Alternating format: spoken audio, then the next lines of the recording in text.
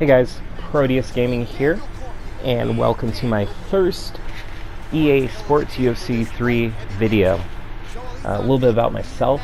I'm a fighter that floats around the 1400 ranking, and I don't mean that as a brag because, as I'm sure most of you know, if you look at the leaderboards, guys are at like 1800 rating.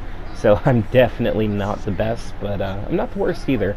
I think I have a pretty good idea of how the game works, and hopefully I can offer some tips that will help some of you out there. So what I'm going to be talking about with this fight is really about stamina.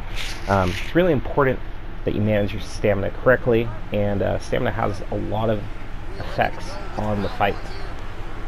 So I am Cormier on the left there, and my opponent is Cormier on the right. And first off, I have to say, this guy, he was pretty good. He was good at being aggressive and throwing bombs as he drops me for the first time in the first minute of the fight. And I had a lot of trouble figuring out what he was throwing at first, and he drops me again and he taunts, and at this point, I don't know about you guys, but when someone taunts me after they knock me down or they taunt at all, it kind of fires me up a little bit. But you'll notice my striking style and really the way I approach fights. I want to do damage to the body. Now that doesn't mean that I throw exclusively to the body, but it does mean that that's really where I would like to be at. Another way you can attack stamina is by grappling and denying transitions, as I unfortunately missed that one. But denying transitions is also pretty good for lowering your opponent's stamina, as my opponent hits me with a big power takedown. A big tip for you guys on the ground is do not go to the same transition over and over again. So what I mean by that is if you find yourself in side control, maybe try going up using half guard. Wow, words. Try going to half guard using the up transition, and then maybe next time go to sprawl, and then just mix it up. That's the key, because when you start being predictable and you start using the same transitions every time you find yourself in a position, your opponent will catch on and they will be ready to deny you. So we're back on our feet here, and I'm really, as you guys saw, he dropped me twice already, and I'm not super worried, but at the same time, I don't want to get dropped again. So, as you see, I throw 3 punches to the body, and that's something that I don't do very often. I usually try to only hit them once in the body, as I'm sure you guys know, it's very vulnerable to uppercuts when you're throwing to the body. But sometimes you kind of sneak it in and get a little greedy with it. That's why opponent scores another takedown. Now, something I want to point out is look at our stamina difference already. We're in our first round. First round's not even over yet. And as I deny his transition and get up, look at our stamina. It's about even now, but you're going to see as the fight goes on that I'm going to get a bit of an advantage there as he knocks me down again. So this is probably a 10-8 round, right? I've been knocked down 3 times in the first round. But, going into the corner after round 1, I'm not too worried. He's been piecing me up pretty good, but I've landed enough to the body to where I'm not at a stamina disadvantage. And that's my number 1 goal when I'm fighting, is create a stamina advantage for myself. If you're able to get that stamina advantage, you do everything faster, which in this game is obviously great. If you have enough of an advantage, you can actually throw after they've thrown and beat them to the punch. And that is very key, as he drops me again. Now, I have to say, I think that if he would have jumped on me there, decent chance that he would have finished me. He had already dropped me 3 times in the first round. He drops me 30 seconds into the second round, and he decides to taunt. So I get a bit of a break there, but I'm just sticking to the game plan and trying to work the body. And honestly, I do want to take this fight to the ground, which I do here. And I'm pretty comfortable in my ground game, and I like to use a knowledge of the ground game to keep my opponent on the bottom and wasting his stamina, as it's really embarrassing that he gets an advanced side transition on me. And yeah, this is something you'll see, like you see there where I ate that shot coming out of backside control, and later in the fight when your stamina is lower, that kind of punch will stop your transition dead in its tracks. So you know, there's stuff you can get away with early in the fight that later in the fight you definitely cannot. If you guys are ever in full guard, I really think that the up transition, with at least without faking anything first, is the worst one to do. So don't do that, and be very careful about trying to do a guillotine from full guard bottom, because it takes so long. It's such an easy denial.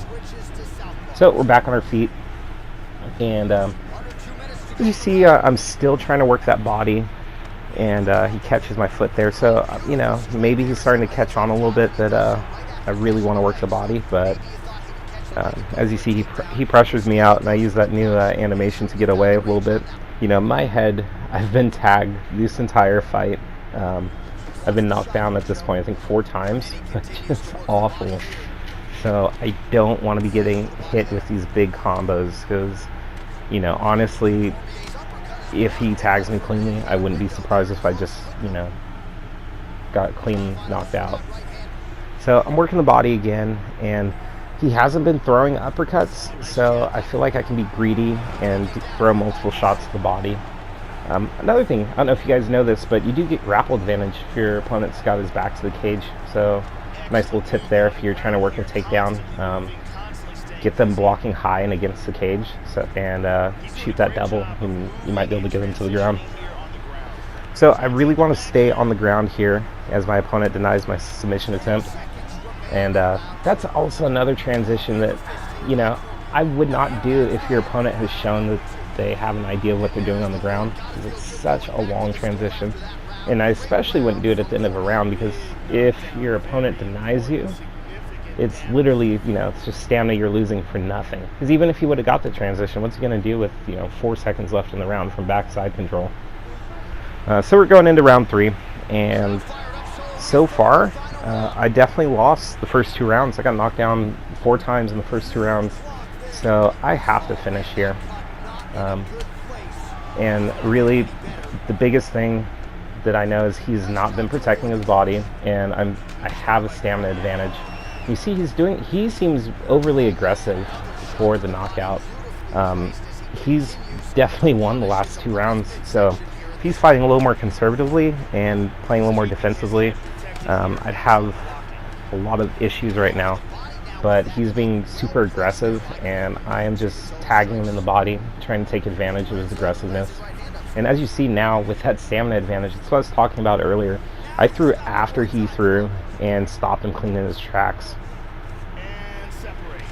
So I decided not to take him down out of a tie clinch and stay on the feet, because I need to finish. And he's been kind of slippery on the ground. I feel comfortable on the ground against him, but I feel like I need to do some more damage before I can finish him. I've got 3 minutes to do it.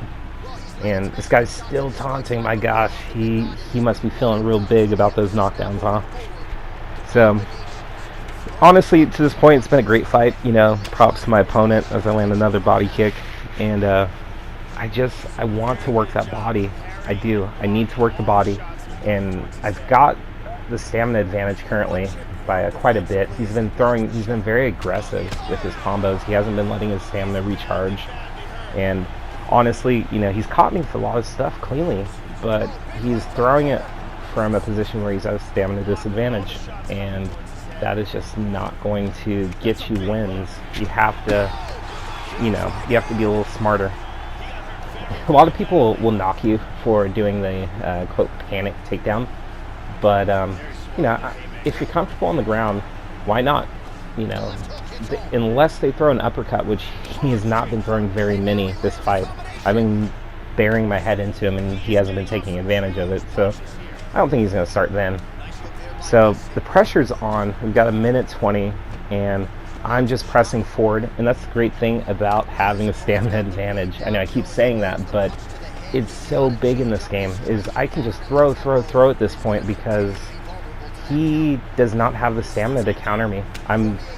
My strikes are too fast, and if I land, they're going to interrupt his strikes. So I'm just pressing forward. I know I have to end this fight. I've got less than a minute to do it, and I'm just, trying to catch him. I'm trying to catch him slipping and just in the fight. And I get a body rock. I go to the head, I knock him down, and then I go back to the body. He's got to pick high or low. He chose wrong. I win. Stamina is king in this game, guys. So take what I talked about in this video and apply it in your next fights. Really pay attention to your stamina. Pay attention to your opponent's stamina. Counter-striking 101 is, hit your opponent after they've thrown their combo, and that's when you're going to deal the most damage.